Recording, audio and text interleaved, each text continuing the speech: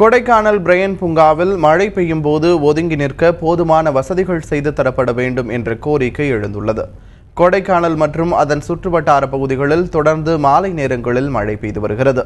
இதனால் வில்பட்டி, பள்ளங்கி உள்ளிட்ட பல கிராமங்களில் உருளைக்கிழங்கு, கேரட் பயிரிட்டுள்ள விவசாயிகள் மகிழ்ச்சி அடைந்துள்ளனர்.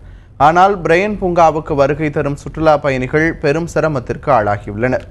மழை பெய்யும் போது ஒதுங்கக்கூட இடமில்லை என்பது அவர்களின் புகாராகும். 30 ரூபாய் கொடுத்து அனுமதி சீட்டு பெற்றும் வசதிகள் செய்து தரப்படுவதில்லை என்று அவர்கள் குற்றம் சாட்டுகின்றனர். பிரையன் பூங்கா ஒரே ஒரு நிழல் கொடை மட்டும்தான் இருக்குது. இன்னைக்கு 500 சுற்றுலா பயணிகள் வந்தாங்க.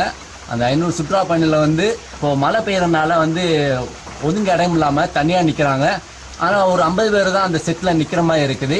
இன்னும் ஒரு 2-3 அமைச்சாங்கன்னா இன்னும் கொஞ்சம் சிறப்பாக இருக்கும். இதுகுறித்து விளக்கம் பெற அதிகாரிகளை தந்தி டிவி செய்தியாளர் தொடர்பு கொண்டபோது பூங்காவை நவீனப்படுத்த 1 கோடி ரூபாய் ஒதுக்கப்பட்டுள்ளதாகவும் அதன் மூலம் போதுமான வசதி செய்து தரப்படும் என்றும் தெரிவித்தனர்.